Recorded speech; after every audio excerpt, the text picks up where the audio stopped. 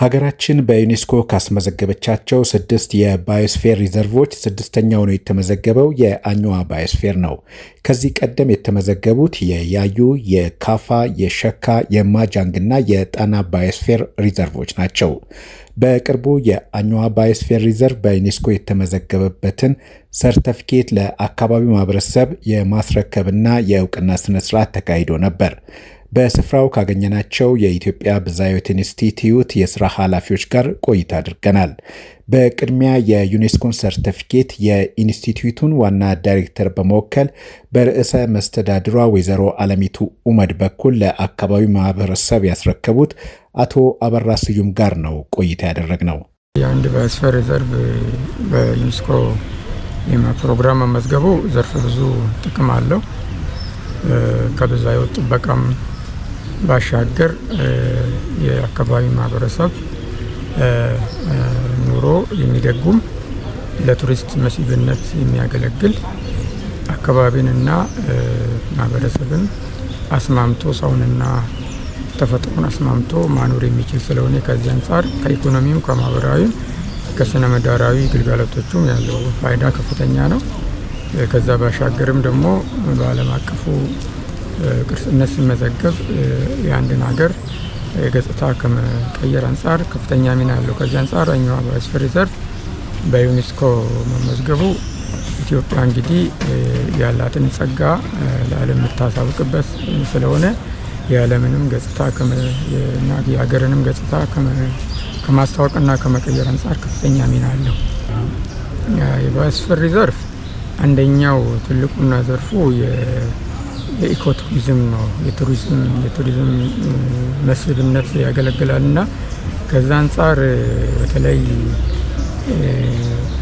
የማህበረሰቡንም ኑሮ ከመደገም አንጻር የቱሪዝምን መዳረሻዎች መጨመርና ማስፋፋት ያስፈልጋል። እንደ አጠቃላይ የባዮስፌር ሪዘርቭ የአንድ ተቋም የአንድ አካል ስራ ብቻም አይደለም። ከታች ከማህበረሰቡ ጀምሮ ከፌዴራል እስከ ክልል ያሉት ተቋማትና የምርምር ተቋማትን ጨምሮ ሌሎች አጋር ድርጅቶችም በጋራ መረባረብ ይፈልጋል። የዚህ አካባቢና የቱሪዝም እንግዲህ እንደ ሀገርም ከፍተኛ ትኩረት ከተሰጠው የኢኮኖሚ ዘርፍ አንዱ ነው። ያንን ማጎልበትና ያንን ማስፋፋት በተለይ አሁን ከሚፈለገው የአየር ንብረት ለውጥንም ከመቋቋም አንጻር የአረንጓዴ ኢኮኖሚ መገንባት አንዱ ዋናው ዘርፍ ስለሆነ እዛ ላይ ብዙ መስራት ይጠበቃል። አጠቃላይ ትብብርና በጋራ መስራት እንፈልጋለን። እንግዲህ ያው ባዮስፌር ሰውና ተፈጥሮን ነው አስማምቶ የሚያኖረው እና በቀጣይነት እንዲታሰቡ የባዮስፌር ሪዘርቮች አሉ። አሁን 6 በዩኔስኮ የተመዘገቡ አሉ። በቀጣይ በዚህ በሪዘርቭነት የታጩ አካባቢዎች ካሉ እሱ እንዲያስተዋውቁን እየተሰሩ ያሉ ስራዎች ነው። እንግዲህ ኢትዮጵያ ካላት ጸጋ አኳያ ሲታይ ያስመዘገብናቸው ባዮስፌር ሪዘርቮች ጥቂት ናቸው። ስለዚህ ከዚህ በላይ ብዙ መስራት ይጠበቅብናል። ከዚህ አኳያ ለዓለም በተለይ ዓለማትና ሀገራት የተስማሙበትን የብዝሃ ሕይወት ማዕቀፍ የሲቢዲ የምንለው በካናዳ የጸደቀው ማዕቀፍ ላይ እያንዳንዱ ሀገር የራሱን ሀገር የቆዳ ስፋት 30%ን እንደ አውሮፓውያን አቆጣጠር በ2030 30% ማድረስ አለበት ነው። ይሄን ኮሚትመንት ወስዳለች ኢትዮጵያ። ያን ለማሳካት ገና ዘርፈ ብዙ ስራዎች ይጠበቃል። ከዚህ አኳያ እንግዲህ የባዮስፌር ሪዘርቮችን በስፋት ማስመዝገብ አለብን። ያን መነሻ በማድረግ ነው እንግዲህ የኢትዮጵያ ብዝሃ ሕይወት ኢንስቲትዩት ከሌሎች ባለድርሻ አካላት ጋር በመተባበር ሰፊ እንቅስቃሴና ስራ እየሰራ ይገኛል። በሚቀጥሉ አመታት በሚቀጥሉ የበጀት አመት በትንሹ 1፣ 2፣ 3 የሚሆኑ ባዮስፌር ሪዘርቮችን እናስመዘግባለን። አንደኛው ደሳ ዳትገር የሚባል በትግራይና በአፋር ክልል መካከል የሚገኘው የመጀመሪያው ነው። ሌላው ደግሞ በኦሮሚያ ክልል ምስራቅ ሐረርጌ የሚገኘው የቁንዶዶ ፈረስ መገኛ መኖር አካባቢን እንደ ኮሪዘን አንድ እዛ ላይ የታሰበ ነገር አለ። ሌሎች ደግሞ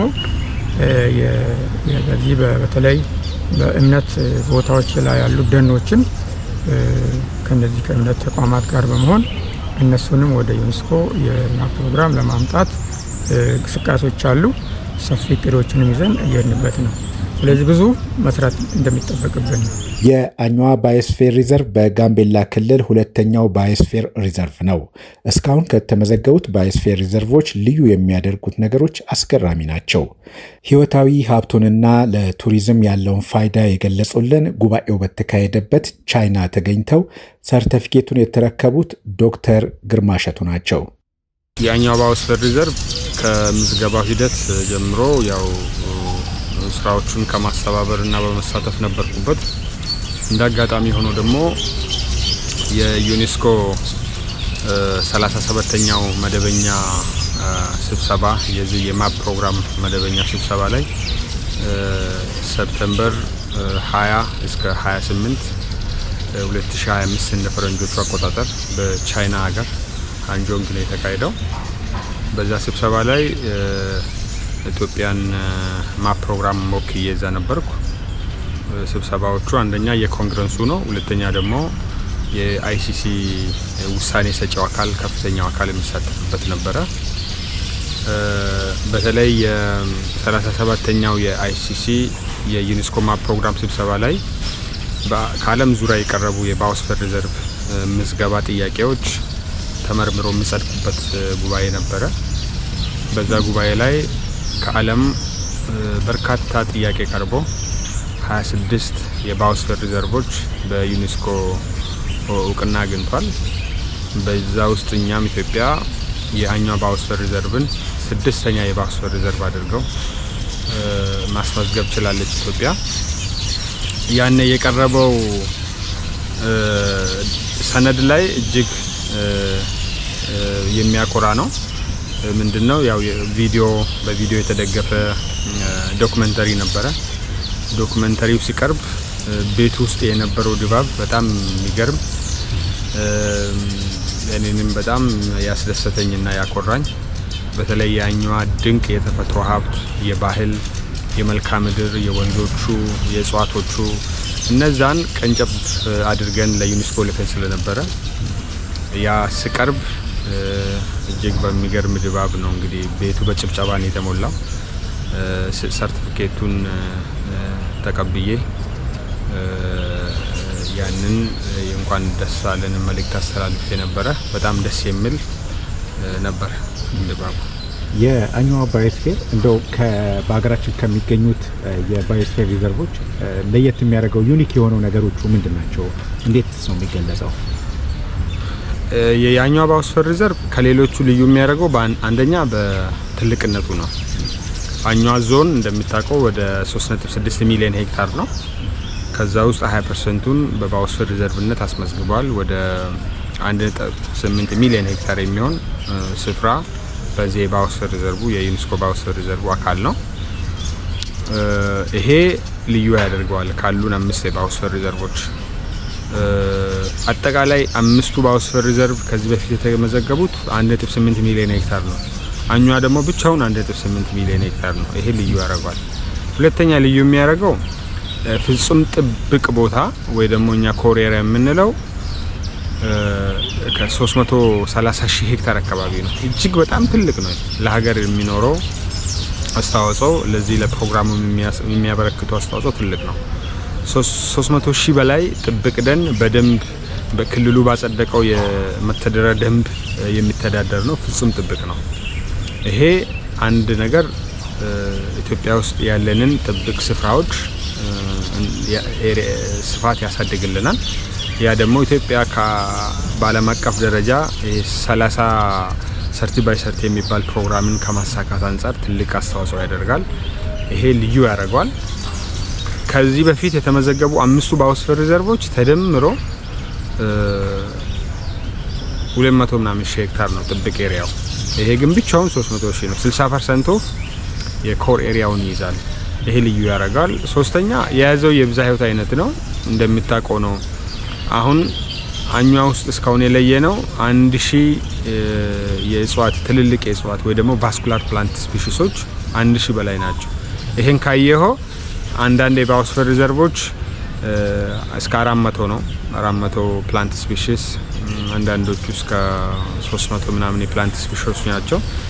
አኝዋ ብቻውን የያዘውን ከ1000 በላይ የእጽዋት ዝርያዎች ድንቅ የእጽዋት ዝርያዎች ይዞታል።